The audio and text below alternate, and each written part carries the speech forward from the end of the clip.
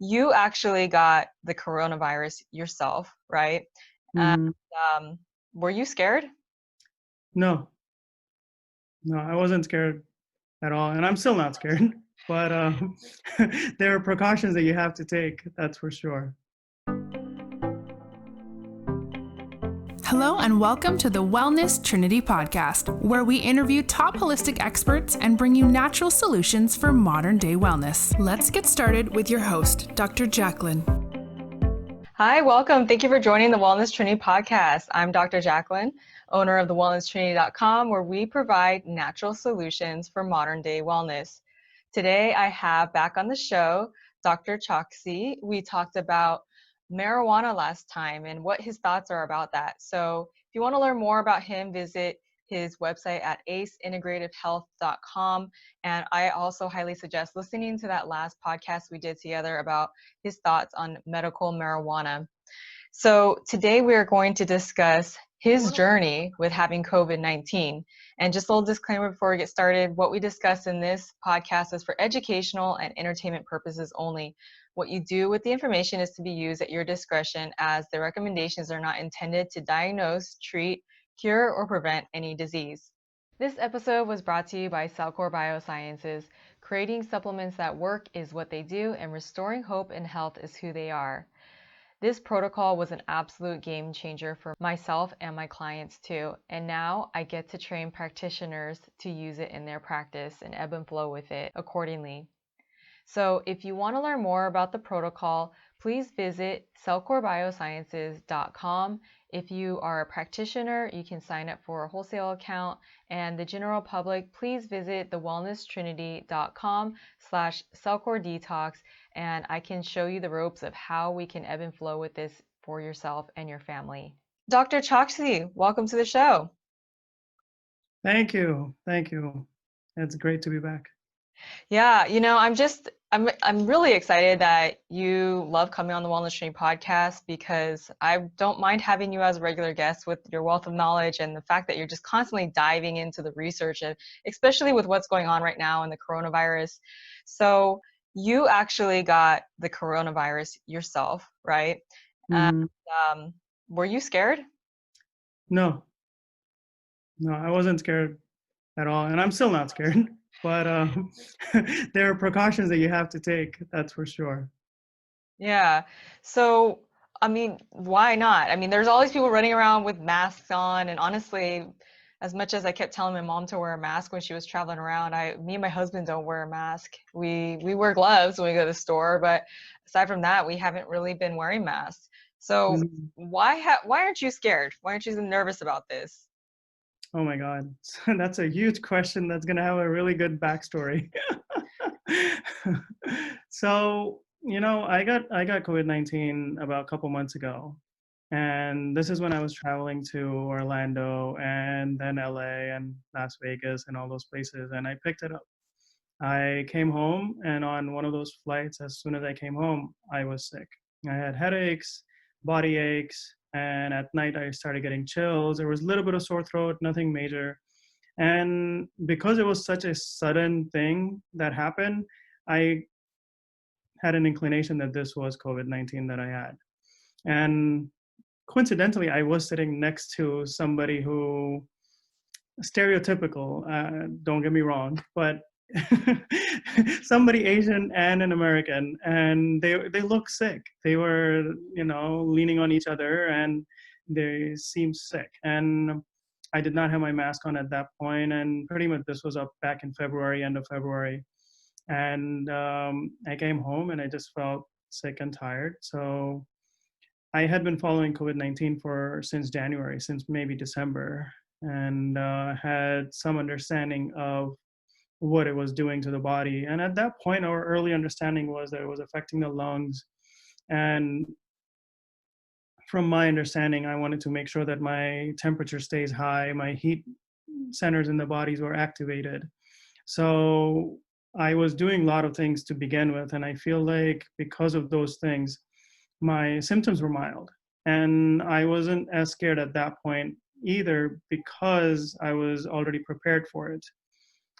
Some of those things, we talked about in our last podcast, and that I was doing. CellCore line has a couple products that are really good for viral related issues and just improving the ability to bind things out of your body. I had been doing sun salutations, hot and cold showers. I was doing pranayama, yoga practices, and I was using essential oils. So that was another thing. Different essential oils, there are plenty of them that we can go down and look at them, applying them at different reflexology points, using them in boiling water and taking steam with essential oils, diffusing them in the room in my house. So those things were going on, along with I was doing somewhere about 8 to 10,000 milligrams of vitamin C for a long time, since January, I think. And I was doing about 80 milligrams of vitamin C, 80, 90 milligrams, zinc, I'm sorry, not vitamin C. And then I was doing vitamin D, 10,000 international units of it. And these were all high doses, right? And this was my precautionary supplement line that few of them I had added. And there's something called Chyawanprash. You can find them on Amazon, but it's a blend of lots of different herbs. And that's something that's in my normal routine of taking this. So I thought, I'm doing this, so this is gonna be all right. And when it did happen to me, I felt sick. I did not get tested at that point in time because tests weren't, all these tests weren't widely available. But I kind of knew, and I just, increased my pretty much essential oil use and vitamin C use, and I started fasting during those couple days, and ate less, increased my heat, was doing cold and hot showers a couple times a day to improve my immunity. And I went out in the sun and stayed there. So that was my early on journey. And I had glutathione on board. It was something that I was taking. I had all the drops, Mito, ATP, molecular oxygen, minerals. I was doing them like 60 drops a day. And so, like, I doubled everything for those couple of days. And in 2 days, I was fine. Mm-hmm. So for me, my journey at that point was all right. Then comes the test, right? Then we started doing immunoglobulin testing. We were looking at 12 different antigens and 12 different antibodies to 4 different antigens in the virus. So which was really cool. So when that test came out in March, I got my test done in late March, and I had IgGs present, and there were only IgGs to nucleoprotein and the domain binding protein. So I knew at that point that now I don't have IgM, IgAs, so my infection is at least a month or 2 out. And looking back at my life, I knew the episode when it actually happened. Mm-hmm. Now I started doing a lot of, at that point in March, after my testing, I started doing a lot of COVID-19 antibody testing. A lot of people had it, and people close to me got it. So then I got it again. And because of my research that I've been following for a long time, I had learned to add a few other extra things into my regimen and protocol of doing things, right? From meditation to sound vibrations and looking at bioenergies and adding them to your body, electromagnetic therapies, EMTs. So I had added all of those after my first episode. I was doing some supplements to improve my Th1 response. So that's T helper cell 1 response and suppressing the adaptive immunity. I had also done a 9-day fast in between before getting reinfected with the virus. And I think I got reinfected because I started getting symptoms again. And this was 3 weeks ago. And the second round of my symptoms were small aches and pains, sharp pains in the body from different places. And they would just randomly show up and would get worse, especially by the end of the day. And this is all while maintaining my body intake of fats, proteins, and all the supplements that I'm doing. So I'm pretty steady. And I had added, these peptides as well that we were able to get at that point in time. Now it's kind of a little bit difficult to get them. But I was doing all of those things, which I feel like it was probably the best possible thing that I could do. And there were a bunch of herbs from astragalus to gotukola to elderberry to echinacea. I mean, we can go down the list of so many different herbs, taking like 30 different tablets every single day, twice a day. But this was a journey. Like I was doing all of this, yet on my secondary infection, at least from those people who are around me, all of them had IgAs and IgMs, and they did not have IgGs. So their infection was recent, and now I started getting symptoms. Yeah. So looking at all the research, I realized that, okay, there is a lot of corruption, right? We all know about those, and all the things that we hear about how things happen from last 10 years, and how it's amazing how things can be made, and when we temper with nature, and it can affect everybody. Mm-hmm. And things were tempered and things got bad. Okay, that's one side of the story. Second side of the story is we do need our immunity. We do need to be out in nature. We do need all the electrons and antioxidants in the body. And from immunological perspective, we do know that by our immunity, 9 out of 10 cells, or 99, 95% of our cells we are dependent on bacteria, funguses, viruses, other foreign beings on our cells that help us live, right? Our gut bacteria are important, and we shouldn't be wiping down and killing everything around us just to survive, because all we're going to be left with are things that are more potent and more virulent, that will affect us. So that's another side of the story. Now, the third side of the story is, why are people dying? Like, there are still people dying. And I get that a lot of people are dying every year from flu and other viruses. And we can associate this virus as another virus that is in the flu family. But because it is new, do we really know the pathophysiology of this virus? Mm-hmm. We don't. Most of us who are holistic, and most of us, including myself, I want to be a cavalier and, not wear mask and not wear gloves and say, hey, look, I like my Staph aureus that's on my skin. I'm not going to kill it, right? It helps me live. But, I like those good gut bugs and skin bugs and yeah, exactly. I like them. Why would I want to kill them? But the story is, as doctors, we have seen in hospitals, I have seen in my clinics, I have lost people who were in my circle. One of my doctors ended up on ICU. One of my other doctor friend ended up with a massive MI. One of an 8-year-old kid in my circle of friends just passed away.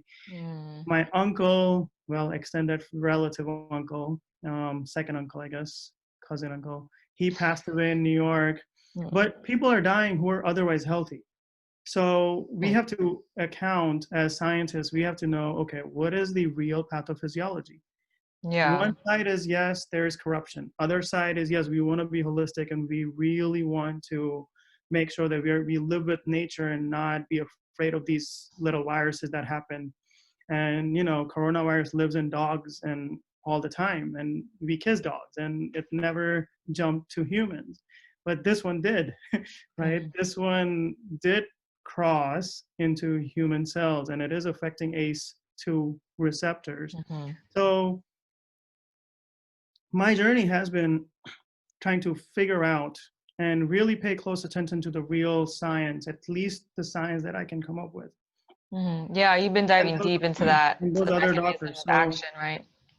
Now, after 4 months of doing this every single day for a couple hours a day, maybe longer, looking into just trying to understand every single symptom, because as doctors, I really wanted to know, how come somebody has clots? How come somebody has MI? How come somebody has pain? How come somebody has, cherry tongue? How come people are getting autoimmune related issues? How come people are having lung issues. So if people follow, and if you follow, I'll take a stab at explaining this pathophysiology. This virus is increasing oxidative stress in our blood vessels at an unprecedented rate. Okay. I do not know the rate. Please don't ask me for the data, but I know that it exists, and I'm trying to do that on my patients, looking at the oxidative levels and see how bad does it become. We can get a sense of the oxidative stress from understanding 1 Willebrand factors in the blood and the D dimers. Okay. And this is what's happening. Virus uses our lungs to go in our body. It attacks ACE2 receptor. What is that receptor? It's an enzyme. It converts angiotensin 2 into angiotensin 1 and 7. So when this virus is converting, or when this protein is getting, that's normal function. Angiotensin 2 gets converted to angiotensin 1 and 7. Angiotensin 2 is bad for us. Without going into too many detailed words, just think of that as angiotensin 2 is bad for us. Angiotensin 1 and 7 is good for us. This conversion is done by ACE2 enzyme, or the receptor, the protein. Virus attacks that and destroys it, or blocks it from doing this conversion. So now we're lacking 1 and 7, which is good for us. It helps you vasodilate, it helps you with inflammation, and we are building up ACE2. ACE2 does vasoconstriction, meaning increase in blood pressure and constricting your blood vessels, so blood flow is decreased.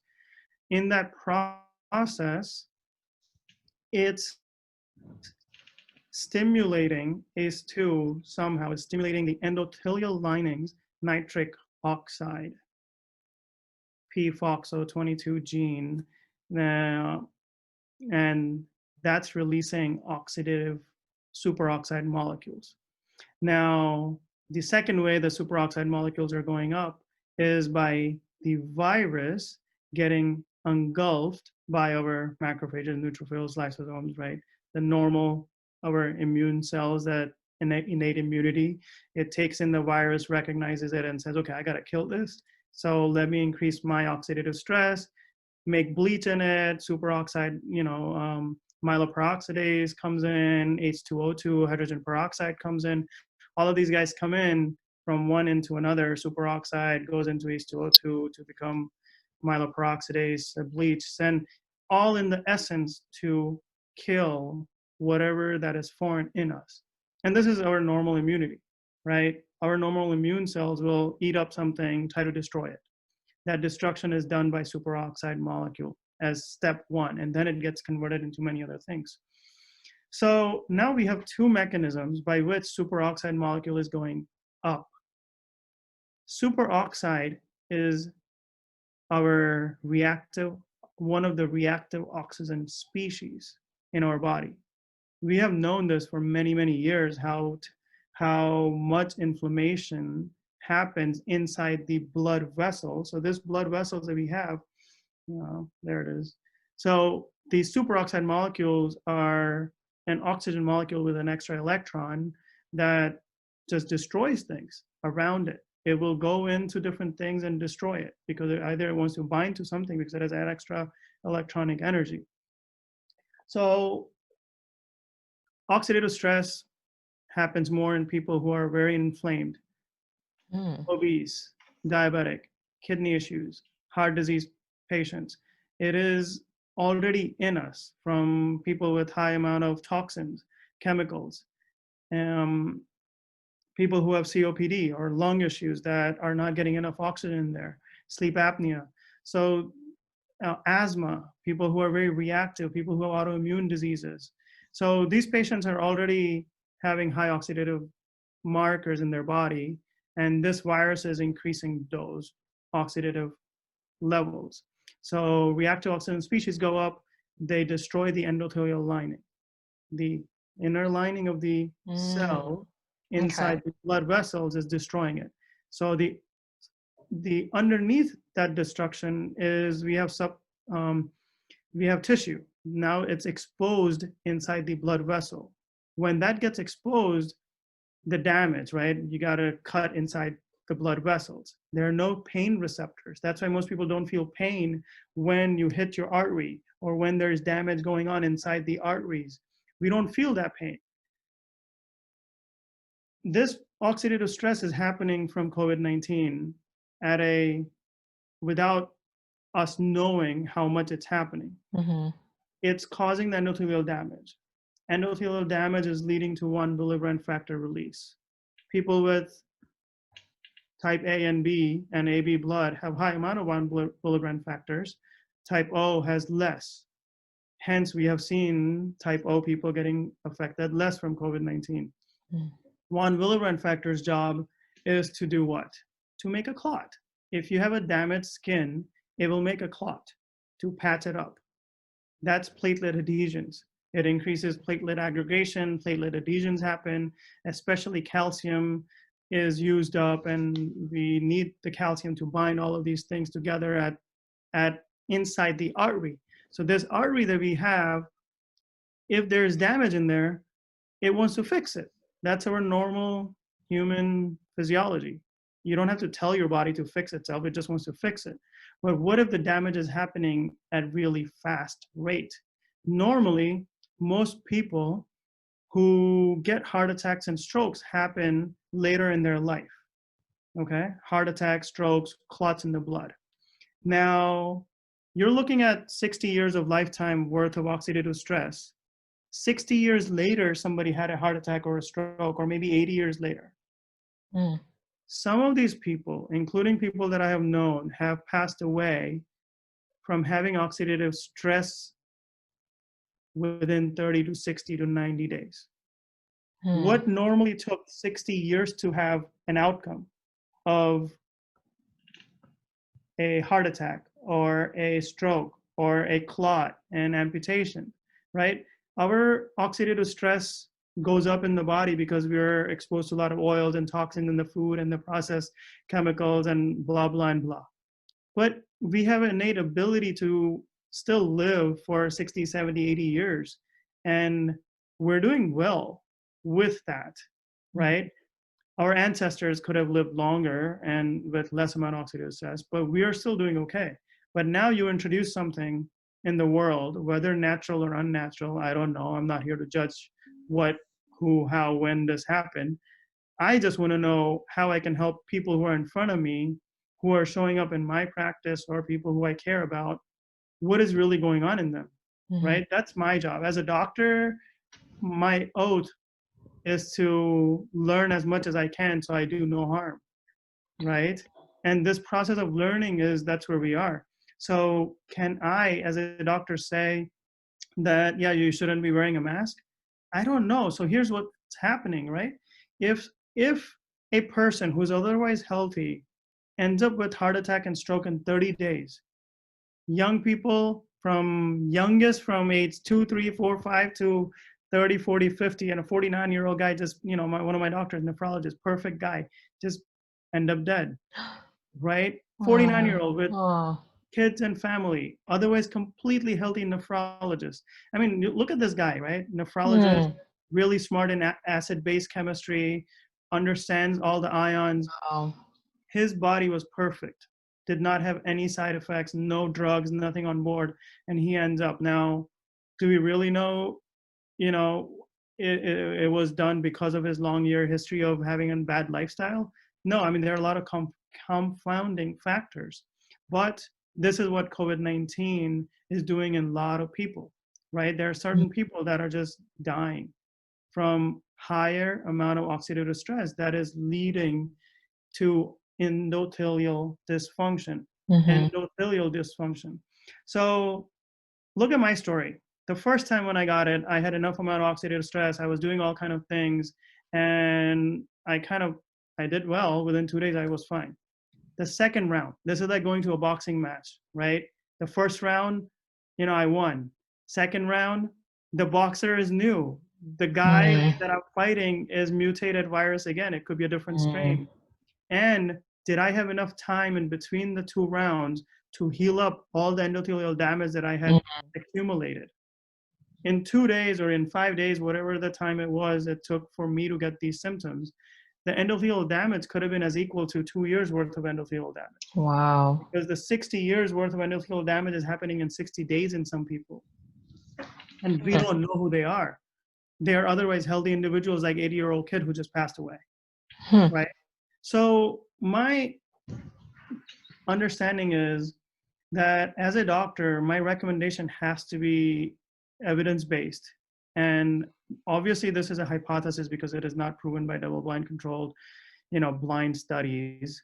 But when we look at every single pathway, every single mechanism of action of what I just told you, from going deep down from ACE2 to increasing angiotensin to leading to the gene that stimulates the NOx and FOX22, P-FOX22, FOXO gene, and the domain on the NADPH oxidase enzyme, like that's all leading to oxidative stress. So you and I, we know that this virus behaves like the flu. We have some predictions by some of the experts in the world that says that this virus is going to come around. The second wave, or just like the seasonal flu, this virus will come around seasonally. You and I, if you're in public, all of us have been exposed to flu, right? Multiple times, and we have made it. What if you get exposed to COVID-19 multiple times? And if this hypothesis is correct about oxidative stress, that means we're going to be fighting round 3, 4, and 5 against oxidative stress. And if one of those rounds you did not do well in between the rounds in preparing yourself holistically, environmentally, taking all the supplements, lifestyle changes, everything that you needed to do to heal yourself from round 5 to round 6 of exposure. The round 5 might be with H1N1, whatever that we end up calling this one of the strains of COVID-19. Who knows? Round 6 might be with another strain of COVID-19. That's 2 different beings. That's 2 different boxers that you're fighting your rounds. They're both causing endothelial damage. And and that's obviously that what I just said was also that's also a hypothesis that they're both causing it. Hopefully they don't. I'm crossing my fingers and saying to God and universe that let our human bodies be so strong that we don't have this oxidative stress. Yeah. As of now, we are noticing that that's happening. I think the data will come out. I think the people will do lab tests for oxidative stress. We will find out, and we will know more data on what is happening on people when they get reinfected again. Now, I have families who all of them have had COVID-19, all of them have had positives, and they've recovered, except one person in their family who is negative. Now, the question becomes, is the antibodies going away? Is my immunity going away after 3 months of being exposed? So if I don't get exposed for the next 3 months, is my antibody levels, are the titers going to go away, right? And we know they can, right? Tetanus, you get a tetanus shot, and 10 years later, maybe you might not have any titers left. You might have to get a booster. That's because your immune cells, which are your police, your immune cells is your police. It's your memory. If tetanus never shows up, if the terrorist never shows up, you don't need to fight. You don't need to remember how to fight that anymore. So the antibodies will go down. In COVID-19, if that is also true, we don't know, right? Is that true? Are antibodies going down? How fast are they going down? When are they disappearing? Is it a lifelong immunity? We don't know that. We really don't know that right now. But the best case scenario in terms of understanding the pathophysiology is that it is causing oxidative stress. Yeah. This has to be proven, and this has to be proven over and over again by, I'm sure, people who are listening to me. They're going to talk to their doctors and hospital systems, and everybody will look at oxidative stress markers. But Yeah. if I was a doctor, can I tell everybody just because I believe in holistic health and I want to be out in nature that don't wear your mask and don't wear your gloves? I'm not sure. I think it would be a very hard sell, because if a 6-year-old kid comes in and I'm not wearing a mask and I'm a carrier, and I'm passing it on to him, and he ends up with higher amount of oxidative stress, or my uncle or my family at home, we don't know how bad of a carrier we are, right? I don't know that. So I rather take the precautions and Yeah. say, you know what? Until the data shows up, I will take the precautions. At some point in my life and future, obviously, we're all going to go back to nature, and we're going to love our bugs that are surrounding us. Oh, even though you and I both believe in getting rid of the critters in our gut.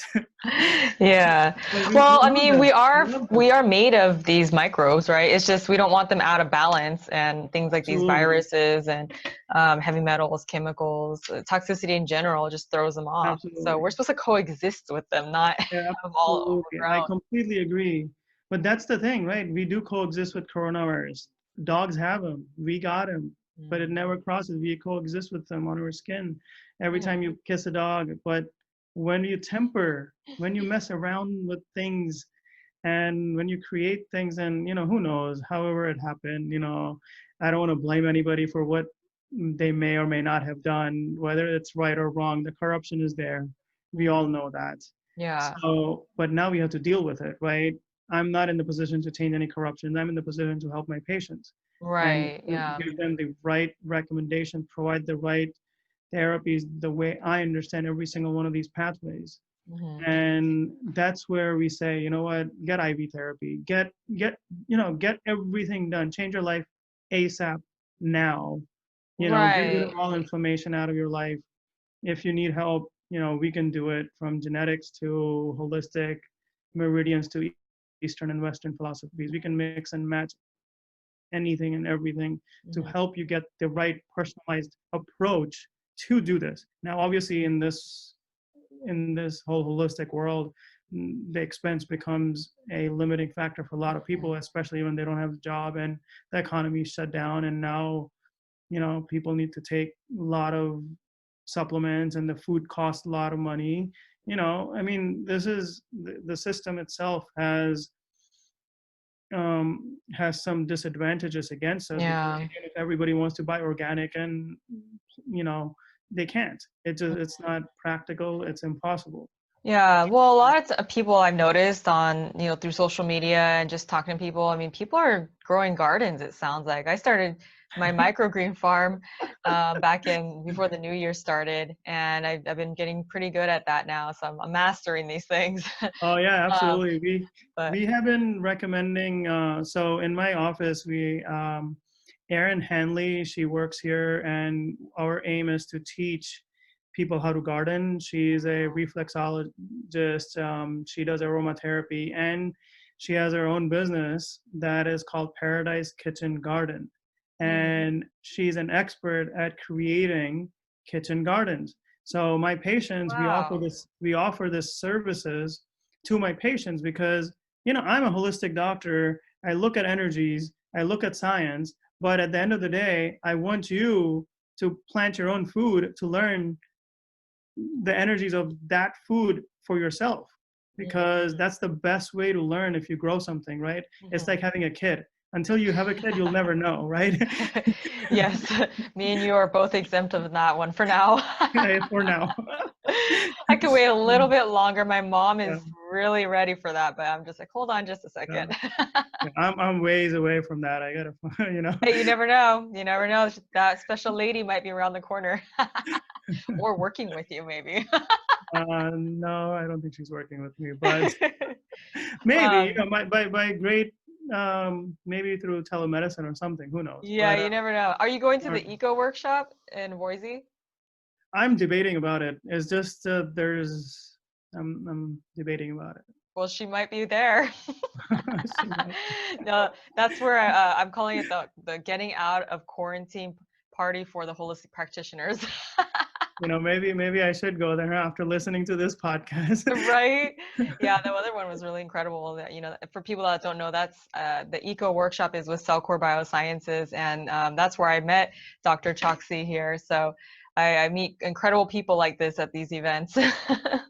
Thank you. Yeah, it was incredible. I mean, the energy of that workshop and the type of people we met, I feel like it was a blessing. Right? Yeah, oh, totally. I mean, yeah, and you're right, the energy, you're always talking about energy, right? I mean, the energy there was just, I just felt like we were on cloud nine the whole time, and I left and I was like, whoa. I mean, just like what we learned, the people that were there, how, there's just such pure hearts ready to help the world find answers to their problems. And Dr. Watts and Dr. J and the team were all just ready to give it to us, Yeah, exactly. Yeah. So, but anyways, I love the fact that you have someone there that teaches people how to garden. Oh my God, what a beautiful practice you have. Yeah. You just tie the whole picture together in so many ways, it sounds Oh, you like. want to know something really interesting? Yeah. So we developed an app. The app has 6 months worth of diet. That is all personalized to my patients. Huh. And the app has all the recipes in it, diet plus recipes plus the workout routines, and all they have to do is log in and just start using it. Pretty much, obviously I have to give them access and there's a cost, but it allows people to really go deep down and understand Wow. the food and how easy it is to live a very natural, holistic life that is full of nutrients, right? And we have added different different types of diets in there. So we have diets from all over the world, and there are diets that can help you release toxins. There are diets that are infused with essential oils. There are diets that are infused with stem cells. There are diets that are infused with CellCore stuff. So it's the 6 month, but it makes it easy. All of my patients absolutely love it, and every month they lose somewhere about 5 to 8 pounds every month. I mean, without even going to the gym. Like, as long as they follow exactly, and every recipe is different. For 6 months in a row, you're not gonna get the same recipe to eat. So, which is really cool, because I don't want to be bored with food. And Right. Wait, so every single day it's different? Every single day is different. Well, there are a couple of days that are the same on the times when I really want people to detox, and there's a keto aspect to it, there's a paleo aspect to it, and we have all personalized it to their genetics. So it is personalized to food sensitivities, personalized to genetics, personalized to their nutrition, and obviously their body type and their personalities. So we're we're customizing this whole thing, and it's super easy. So now what patients have to do is do the labs and get on the diet, and you're done. Just keep following it for 6 months. In 6 months, you're going to be a completely different person. And then you want to go back to your normal life and normal diet and eat junk, you can, but now you have experienced something that will not let you go back to being inflammatory, right? Right. Once you experience something so easy, it takes the guesswork out of all the recipes and all the diet. That's incredible. Yeah, it's so super. Who created the recipes? I did, and people in my friend circles and families Oh my did. gosh, I mean, that sounds intense. I mean, no wonder you're working there till 9 or 10 at night every day. You're researching every little nook and cranny about the coronavirus and creating this incredible app. I'm just blown away from that. Yeah, and then that's the thing, right? If I tell you add cilantro into your smoothies, you better know how to grow that too. So I'm getting more and more the sense that people need to just know how to garden in general. We can leave it at that without all the politics, but yeah. I'm getting the little intuition in me saying that, it's not a bad idea to start now on that if you haven't already. And so I got my microgreen farm. I need to figure out some trees and things like that I can do outside. But No, I okay. mean, I'm learning too. And like I said, it's definitely not a bad idea. And it's cilantro on that point. I have a microgreen that I grow that cilantro and onion. So Oh, I really? don't even grow the Right. whole plant. I mean, Yeah. I'll buy it from the store sometimes. My husband wants to do, I don't know why, because we have the microgreens, but he Yeah. likes the bigger one too. So, Yeah. but we have little micro cilantros and onions, and we'll put them in tacos and things. Oh, that's awesome. Hey, so here's a quick perception on this. Pay attention to when these things grow and try to understand the pattern Hmm. of how the plant is growing and when the plant is growing. That will help you understand the energies behind those plants. How the plant is growing and when the plant is growing. Yes. I don't know if this answers any of that question, but I noticed because a lot of people will grow microgreens in different types of ways or mediums, and I tried them all, like the coconut core, the jute mats, these papers. I don't even know why they put these papers in these Yeah. trays, but without anything, and they want soil. Who would have thought? They grow so much better in soil. And I'm like talking about the energy of it. I'm like, well, it just goes back to the garden. I mean, we didn't have jute mats, and they probably weren't growing in coconut core and things like that. No. So I don't have problems like I did when I tried out with those other means. So I don't know if that says anything about the energy of it, but I don't know how do you, I need an example of what this looks like. Like if I was going to look at my plant. Let me get something. I'll be right back. Okay. All right. So here's a live example. Do you see this? Yeah. Right. So this is a bamboo plant. It needs a little bit of water and it's turning a little yellow, but it's pretty good. And it grows with very little bit of water, right? It needs very little bit of TLC. It needs a little bit of sun every single day, and then that's all it needs, and you can leave it and it will grow in that environment. So now you're paying attention. So you're paying attention to this plant and you're looking at it and saying, okay, this plant is long and tall, but I have another plant that is jade, type of a jade plant. And then this plant is beautiful. And this little guy grows like this, right? The roots are growing in that fashion. The other plant is growing tall and long. So both of these guys have totally different energy, right? And one likes to go up in the air, the other likes to spread on the element on the floor. So one likes more earth element, the other one likes more air element. So this way, now you can understand 5 elements really intricately. Okay, so I'm sure when you have your conversation with Tracy, have you done that already? No, I Have you been on our haven't. podcast? No, I was Okay. so busy. Oh my God, it's been crazy. Yeah, you guys will have a really good conversation about those 5 elements and all that. Because that is like beyond me. I'm trying to, now that I've met you and her, I'm like, okay, I want to know.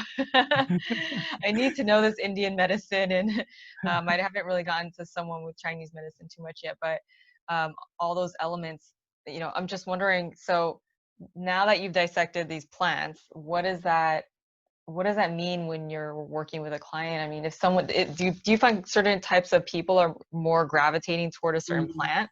Yeah. So here's an example, right? Almonds have natural state of almonds are either they're hot. No, not either. They are hot. Almonds are hot, and they are heavy. Now you can convert the almonds. Look at the 3 different states: hot or cold. Anything could be a hot or cold. It could be hot or cold, heavy or light, and it's either hot or cold, heavy or light. I'm forgetting something. Almonds are, when you heat them up, they become hot or cold. Moist? More heavy or light. Yes, wet or dry. Exactly. Thank you. So either they're hot or cold, heavy or light, or wet or dry. So almond itself, if you're living in a northern climate, you want the hot almond. But if you're living in a Southern California climate, you want to soak those almonds and have them. So now you're balancing your energy of your world. Okay. And That's if you take them at night, for example, almond, they might be heavy for you. If you take them during the day, they might be very light for you. And then if you soak them, they become wet. If you roast them, they become dry. If you add hot peppers to it, they become hot because you're adding another energy into it. So once you understand that each plant, even this bamboo plant or this jade plant, we can pretty much convert their energy into whatever we want. And you just have to know how to do that. And then you look at the patients and you say, hey, you have this kind of energy in you, right? You're too reactive, or you're too lazy, or you're too type A, and I got to convert you into a peaceful human being. And I have to convert you into a peaceful human being. That sounds like a parasite issue, speaking of which. But, I'm not converting it. Their bodies are obviously Right. doing it. I'm just showing them how it can be done through the world that is around them. You don't have to go out in the Himalayas and get something just to convert your energy. You can pretty much do it with a plant that's growing right next to you. Okay. So that's something that, when I look at my patients, I look at their pulse assessments. I do their pulse assessments in their both hands. I look at their energies, I evaluate those. And based on my understanding of how the science is behind what I just talked to you about plants and almonds, I understand the science. When somebody says almonds are hot, why are they hot? Because they have high amount of omega-6s. So when you soak them, they kind of gets rid of the omega-6s, right? It comes out, phytic acid comes out. So these kind of things are happening, but then to some degree, it may not be needed in some population. So you have to understand that, and then accordingly recommend some of these things to them. Obviously, applied kinesiology and muscle testing and all of these things will help a lot. That's what I was thinking. Yeah, because when you're really meditative and when you get into that zone, you can really understand your intuitive powers and get really good at all of these things really fast. But yeah, speaking of that, when you work with clients or patients in telemedicine, how do you teach them how to muscle test, or do you? No, I don't teach them. Oh, okay. Okay, I do teach them very little bit. I guess the most simplest way of muscle testing is, a lot of people do it. You just stand straight, close your eyes, get balanced, and then ask yourself a question. And to calibrate yourself, I would just say your name. And if you lean forward, that's true. If you lean backwards, that's wrong. But you have to stand straight, right? You have to close your eyes, and you can't be unbalanced and dehydrated and stressed out when you do this kind of things. So then you want to know if you want to buy this car today or not. Well, stand straight, close your eyes, ask yourself a question. And if your body moves just even tad bit forward, then you know that that answer is true. So now the question becomes, there could be a bias, right? If I want to buy this car, I'm going to lean forward. So here's a way around it. I take a cup. I tell them to take a cup. I say, make 4 different cheat sheets or 2 different cheat sheets, right? A little, post-it notes, and write down in one a question. Can I buy this car today? In another question, is it safe for me to buy this car today?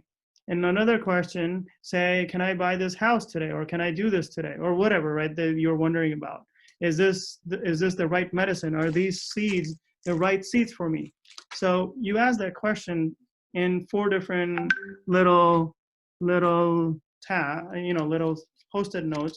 You fold them up, and then you put them in this cup, and then you shake all of them. Then you pick one of them out. You don't know what question you picked. Now you say, whatever this question is, what should I do about this question? Answer yes, lean forward. Answer no, lean backwards. And then your body, if it leans forward to this question that you're holding on in your hand, then answer is yes. So now there's no bias. You just open this, you read it. It says, I'm supposed to buy this car today. Answer is yes. So there's no bias, right? Like, this is all about getting rid of the biases of muscle testing. Wow, I've never seen that one. I've seen so many tricks. I use a pendulum. I know this looks scary for some of my Christian friends, but most people I know actually they get the idea. I mean, it really is like, if people understand acupuncture, chiropractic, I mean, it's just the energy flow throughout your body, right? Exactly. As far as I know it. And so it's just kind of now flowing into the pendulum. So I'll ask it, show me a yes. Yeah. So my yes is a circle. Show me a no. Yeah. And so my no is. But that's the thing, right? I tried to do that too. And I have a pranic healer that who's my friend, and she tried to do that, or a Reiki healer. But there's always, like, if you ask the intellectuals, they'll always say, hey, there's a bias to that. You could be circling around and you could be circling this and that. So I say, okay, you know what? I'll make it very simple for you. You just put it in here, pick it out. If the answer is yes, it's yes. Answer is no. But obviously, right, there's no double-blind control study about any of these things. This is not in the medical literature. This is not medical. Do not do this. But I do know some of the coolest doctors I know that are integrative. I mean, you're usually looking at science, and then you're doing stuff like this where you're tying the whole thing together. I mean, we're energetic beings.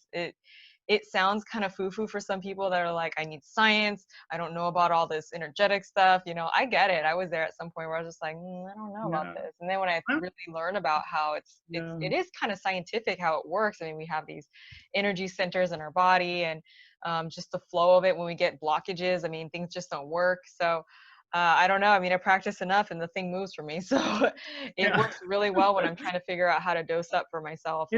So I think it works for you, and I think it works for a lot of people because you're so connected to it, and it is a crystal, and it has energies, and you are connected to it, so you know that you're not biased. But when you do it for somebody else, the other person may or may not believe in it, and if they don't believe in it, they're likely to argue about the validity of how accurate this is. Mm-hmm. So obviously it comes down on trust and faith and belief system. Right, yeah. Well, in terms of using it clinically, at least. I can't but this is a nice little nugget that we tied in. And I mean, really, it's just, we have to understand that the body is like physical things that happen in people's body there's a root that could be physical, there could be spiritual, there could be stuff in our soul and emotions. And so, I mean, there's so many different pieces of us that, you know, even stuff that like energetically can be affecting us. So I'm glad we brought that piece in. You know, with all speaking of energies, you know, with this whole coronavirus thing and everything being shut down, at some point I told my husband, I'm like, God, you know, I can't wait for this to be over. Like at some point in the beginning, I didn't really mind. And then at some point I was just like I think I started feeling everyone's negative energy about it, and then getting nervous about the economy. And I'm like, you know, my husband's like, why do you care? Like, your life is not really different. We work from home. You still work from home. We don't go out much. We eat stuff that we make. We grow microgreens. But it was really that, you know, the summit series I'm doing right now is about mental wellness. First of all, I thank you for kind of diving into how the COVID-19 works, and why you personally weren't scared and what you did, because I'm sure some people listening to this are thinking, okay, if that guy is not too scared, then maybe I shouldn't be. On the other side of it, I bet you there's some people that are thinking, oh my gosh, this guy did like, I can't even keep a track of everything he did. How am I supposed to even attack this? But how can you ease some of the listeners' the calm, like how can we bring some calm to this storm here? I think the first thing we all have to do is breathe and trust that good will come out of this. I heard somewhere that 2 weeks before, I haven't looked at the data behind it, but I've heard it. 2 weeks before the COVID-19 shutdown happened in majority of the world in end of February, March, something like that, the Earth's atmosphere, the ozone layer was escaping. It had a hole in it. And I'm not sure if this is true or not, right? So don't quote me on it. I have not looked at the data. I've only heard about it. And I have not gone out to NASA or any of these sites to look at the data, but that's what I've heard. So look at the bright side, right? If COVID-19 had not happened, we would have had a really damaging atmospheric change. And because this happened, literally our total pollution burden in the atmosphere went down. And somewhere in middle of March, they said that it closed down the little hole that it had opened in the atmosphere that would have damaged us and maybe would have even killed us because the ozone layer was broken, escaping, whatever it means. So there's a bright side to all of these things, right? Which every fight that we fight, it makes us stronger, right? Everything that we're doing is helping us understand our own inner abilities and insecurities. People are spending time at home in the apartments and not being able to go out, but trying to figure out how to spend time and what they can do going forward. It is tough. And in toughness, I would say to look inward than outward. Look at your own energies, sit down with yourself without any other distractions and just sit, right? It's very hard to meditate, especially when the entire world around you, your job, your finances, everything is collapsing for a lot of people. And to not know the future and the uncertainty of the future, especially after what I said, that can be scary, right? But that's when we say, you know what, we do have the answers to it. If there's a day, then there's a night, right? If there's up, then there's down. If there's sun, there's moon. If there's evil, then there's goodness. There is the other side of this. All of us are going through an energetic change all at the same time. So we must realize that there has to be a higher understanding of this. And this is an opportunity to learn something that you haven't been able to, work out that you've been putting it off, read the books that you've been putting it off, that you haven't finished in years. Say I love you to people that you have never done, and talk to the people and appreciate them. Maybe even if you have the money, go out and donate. Try to do something that is productive to add value to this world. Nobody's stopping you from going out and breathing normal air, right? And maybe doing breathing practices, maybe doing any type of yoga, doing push-ups, setups.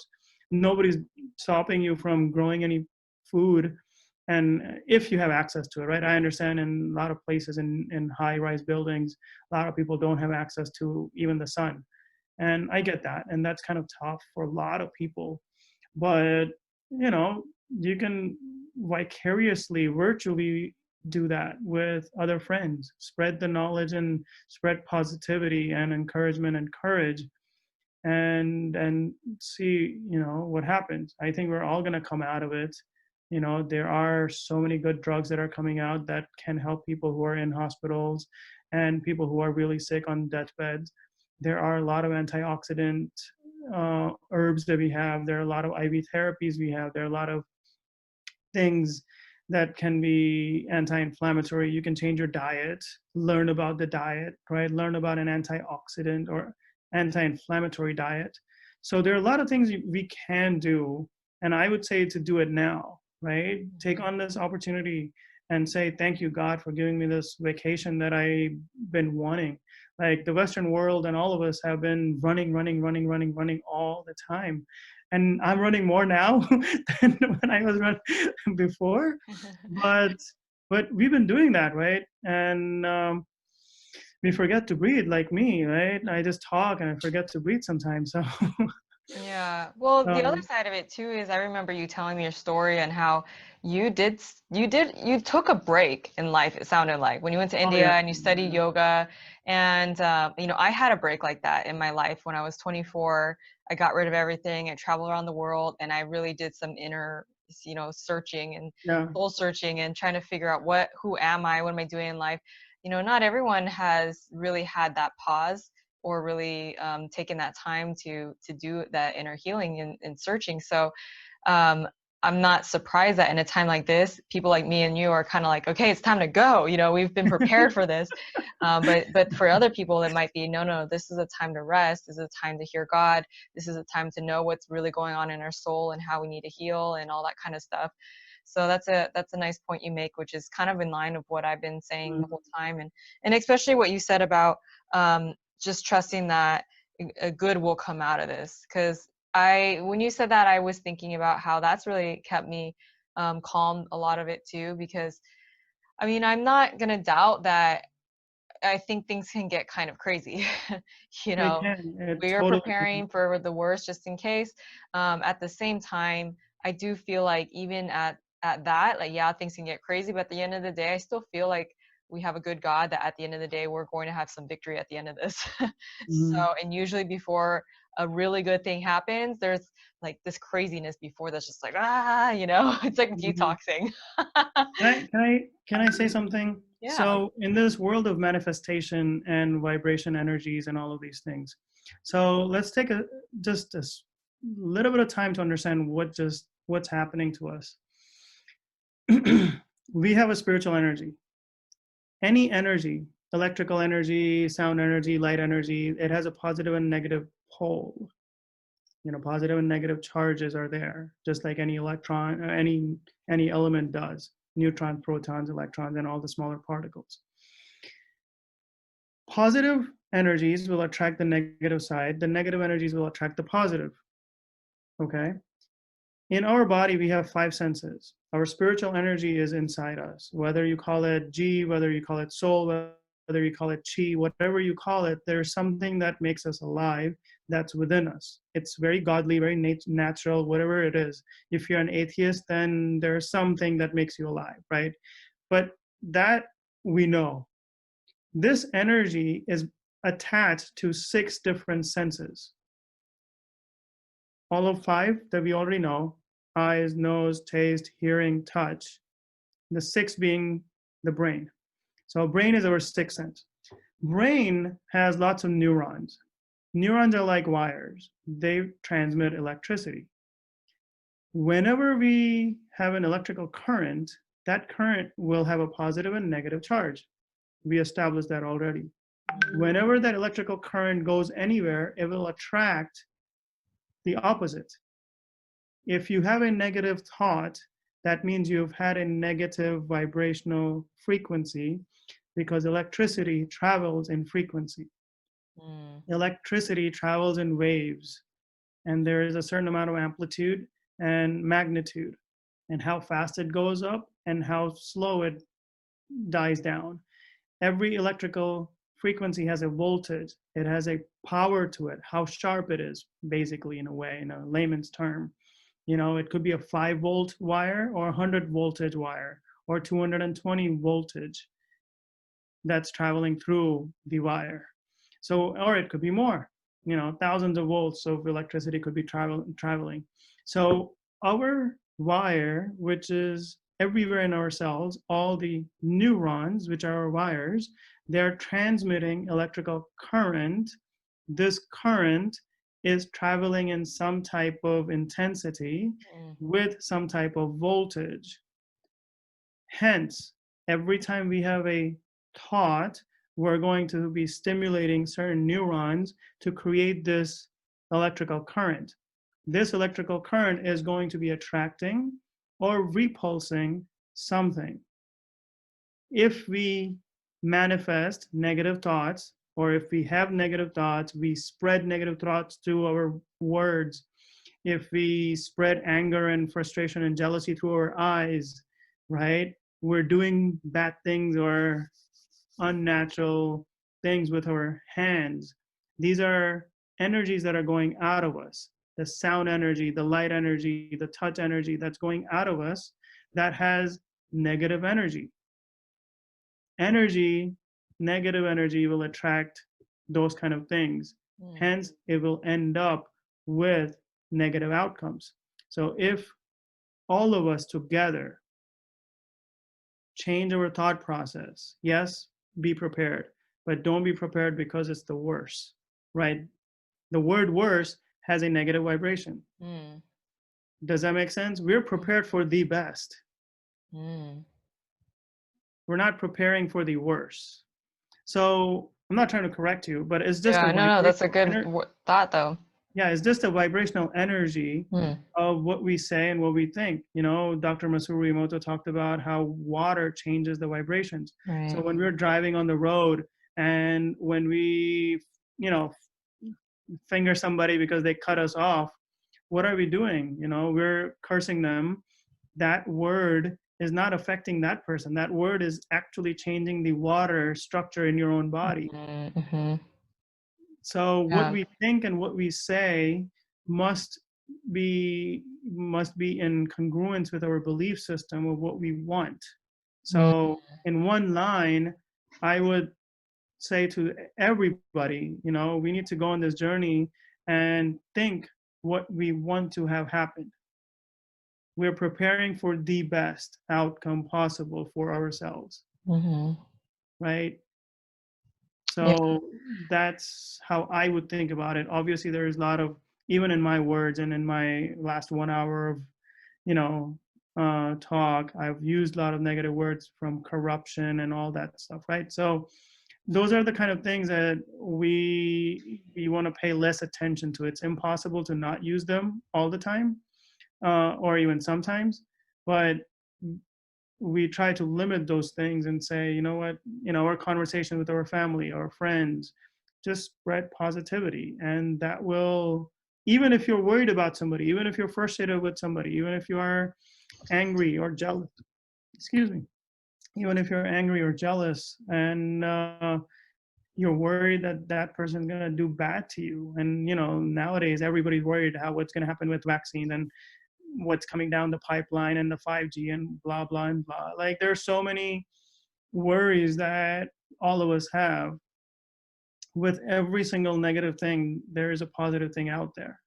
So I would say pay attention and have your brain focus on the positivity than what negative things are happening. There's always a yin and a yang, right? There's always the good and the bad. So what you choose to focus on is what we're going to be manifesting. And that is something that I feel that all of us should focus on. I mean, this is a mental health conversation that so I wanted to bring that in because I don't think it can get anything. I mean, this is part of the mental health that everyone needs to understand. And obviously neurotransmitters and heavy metals play a huge role in how we feel emotionally and mentally. And the type of thoughts we have. And that's where you have, you know, that's where everybody has you and me, right? And people who do this kind of work where we're able to help people get rid of some of these things, test them and help them come out of it so that they have a mind and the brain and the neurons that are not being blocked by nickel and mercury and cadmium and lead and arsenic. Because it goes both ways, right? Because what we feed our mind and what we meditate on, you know, meditation is not necessarily we're sitting here like, it's like uttering that thing in our head over and over again. As far as what I've learned the word to be. And so if we're really focused on the good that can come out or that is going to happen, it can really maybe start to like lessen the damage that, like, things that look like it's scary and fearful and all that kind of stuff. You know, I've been like you thinking there is something good going to come out of this. And obviously there was the ozone. But it seems like there's certain shifts in, you know, whether it's in politics, the one good thing, you know, we're in health, right? And the one amazing thing that I just knew right away was like, this is the perfect time for people to accept the message of health, right? Exactly. Where before it wasn't really maybe as accepted, some of the things that we're talking about. And you know, me and you, we work with people, so it's not like there's no one understanding that there's this whole holistic side and looking at the whole body and mind, body, spirit, and all that. But at the same time, I think there needed to be a greater awakening of what it really means to get to root causes of people's health issues and how to deal with them on a cellular level. I used to do live blood analysis. Do you do that in your practice? What kind of analysis? I missed it. Live blood analysis? Live blood analysis? So you take a drop of blood and you put it under a microscope, and then you can No, see I right haven't done that. there the Yeah, oxidative stress in there. You can see yeah, all kinds of stuff, but that's one of those things, as you were describing the oxidative stress on the cells. I was yeah, thinking about how when you look at the cell under the microscope, yeah, it should be circular, right? yeah. But when there's all kinds of oxidative stress, I mean, it looks like it's shriveling up. Mm-hmm. So some of them have spikes, some of them are bumpy on the outside. When Mm-hmm. there's a virus, it looks like bites. It Mm-hmm. looks almost like a Pac-Man just bit a piece off Yeah. of it. And so when I would see a lot of those in people I knew, they had some big virus thing going on. Mm-hmm. So I'm not surprised in what you said about the endothelial lining of the cells being damaged from the virus that's going on. Mm-hmm. Yeah, it's huge. I mean, I hope that all of us take this opportunity and change our lives so that we're less inflammatory. Because if this is just round one and the virus is coming back, round two, and Hmm. then there's round three, and the year later there's round four, and maybe there are multiple rounds in a year that somebody has to fight. Hmm. How many rounds can you fight in a ring and if you don't completely recover between those rounds, Hmm. and then the boxer keeps changing, keeps Right. mutating. So that's something that's a little concerning. Yeah, it's okay, we'll win. Yeah. Yeah. Yeah. Well, I hope that, the listeners take something from this in terms of, um, I mean, you got it, right? You're Yeah, okay. And then you got it yeah, again and you're okay. And the point is you're doing your yeah. due diligence. You've done it before, you did it during. I mean, when people have something that tips them over the edge, a lot of times their health gets out of control, whether they're exposed to a virus or they're exposed to some type of extreme stress, the losing a spouse or a job or whatnot can really just, I mean, turn people over, and now they're sick. So, Mhm, it's just what we're talking about here is really just cleaning the whole body out. So when if something happens, then you're not, it's not like such a big deal to clean mhm, up, and then you do some intense regimen like like you did, and then you're done in a few days versus mhm. people that have been out for months. I knew people that got sick and I was just like, why are they sick so long? This is before I knew about the coronavirus. Yeah, It was on my radar because I knew a few people that were sick for very, very long long periods of time. Yeah. time, but their body was already at a lowered immunity because of all the Mhm, other stuff that they had in their body, in terms of toxins and infections and lack of mhm, vitamins and nutrients and all that. And then on top of that, then they get exposed to some type of, I'm assuming it was a virus. I don't know if they've mhm, done any testing for mhm, that, but they couldn't recover. I knew people for mhm, sick for like a month.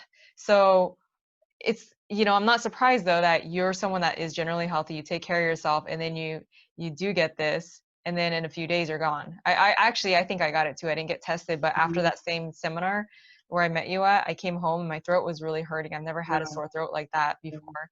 And I knew, I was like, uh-oh, no, no, no. So I was already stocked up on my antivirals and all kinds of stuff, vitamin C and biomolecular oxygen and you name it. I was like pounding Mhm. everything Yeah. down. And I was the same thing. Literally in a few days I was fine. So we don't know what's this other agenda with what's going on, and what could happen. So who knows? At the same Yeah. time, me and you understand that the body is intricately designed, and the cleaner it is inside, the easier we deal with things mentally and physically. Mhm. Yeah, we have the innate ability to adapt, and we have insane amount of powers in our mind and our hearts and our souls and our spirit. and we have to trust that. We do have these powers within us to recover, even from a possibly man-made stuff, right? We recover all the time, and we will recover from this just fine. Now, both of us have said something today that we have done in tons and tons of supplements. Now, when we talk about supplements, we're talking about precision supplements. So all of you guys who are out there, who are listening to this and who may have access to some supplements, please be careful, because some of the supplements, as most of them are, they're not FDA approved, but there is a quality change and difference between one company and another, and what you're getting. And you need to know certain practitioners who know how to deal with those things. Most people can go online and learn a little bit about vitamin C and maybe learn a little bit about turmeric and then chug it down, but be very careful, because some of these things can have side effects. And just even in vitamin C, there is such a drastic change between some companies that make an amazing vitamin C that does get absorbed compared to some other companies that don't, and is just junk in the capsule that can be toxic to your liver, gut, who knows, right? Who knows what other additives they've added in there. So, a take-home message, to one of those is that, yes, we did do a lot of high doses of a lot of stuff, but I want you guys to, ask questions and ask those people who are practitioners to really understand you and guide you through this. And even if it may be the same stuff, right? They may just reaffirm your belief system, but at least you did your due diligence to get the right supplements, the right companies, and get it from the right sourcing, and then you're on your way. So that's something to keep in mind in back of your, because everybody's going out, right? Everybody's going out and just emptying the shelves on supplements and everything. Like, all these stores are just empty. Mm-hmm. Amazon is empty in that sense, right? So you got to be careful, right? Same thing with CBD. We talked about that last week. A lot of people do a lot of stuff and they sell a lot of junk on Amazon and other companies, but you got to be careful about what you do. Yeah. I agree. Yeah. I know you're big on who you use, and I am too. And that's exactly why we met each other, because we both were using CellCore. There obviously are some other companies that are really good, but CellCore they have a lot of what people really need, especially for foundational medicine, which we've been talking about a lot about with CellCore. So, you just deal with a lot of the bugs and things right now, and deal with the heavy metals, deal with the chemicals, fungus, molds, you name it, Lyme. And it's not going to, like, other things that come along the journey are not going to be as much of a stressor for you and tip you over the edge. So, Dr. Choksy, I know that we probably will continue this conversation, part 3, part 4, part 5, and maybe even other stuff that you love to research and talk about. I could sit here and pick your brain all day, because I know that you're in the trenches, and you're working with people, and you're working on yourself, and you're doing massive amounts of research and developing nifty things like that app you're talking about. So, listeners, I highly suggest that you look at his website, see what he's all about. This app, can you tell them how to find the app? Yeah, it's on App Store and on Google Play. It's called ACE space IH. But when you download it, only the login will show up, because I have to know you to give you access to it. So they have to be working with you. Yeah. Yeah. So if you're interested in that app, then you have to work with Dr. Choksy, and which is not a bad combination. The working with you and then also tying that app in. So highly suggest looking into that. You can ask him questions, and and get to know who he is more through his website, aceintegrativehealth.com. And is there any last things that you want to mention regarding mental wellness, the coronavirus, vaccines, anything related to what we talked about today? Wow. So I said a lot, But one thing I would say is whoever your higher power is that you believe in, focus on that every single day. And if you can do it, I am a huge believer of transcendental meditation, especially for some certain things. When it helps, it helps. So whoever your angel is, whoever your God is, whoever your natural helper is, whoever it is, whether it could be your father, I don't know. Focus on all those and just chant, right? Chant 108 times. And we just got to get connected, and then it will be fine. Yeah, I agree. I agree that, when we know that we're loved by something greater than us that's controlling the show, there's so much peace in that. So thank you again for joining us today, thank you so Dr. much. Choksy. Everybody. Yeah, and thank you so much, listeners, for tuning in, and we will continue the show next week. Have a nice day. Thank you, Jacqueline. Talk to you guys soon. Love you guys. Bye. My Super Immunity Boost Juice Guide is now available on thewellnesstrinity.com. You'll learn how to grow broccoli microgreens, the ingredients I put in my green juice, and super nutritious supplements you can add to enhance your immune system. Again, go to thewellnesstrinity.com and you'll receive your free Super Immunity Boost Juice Guide.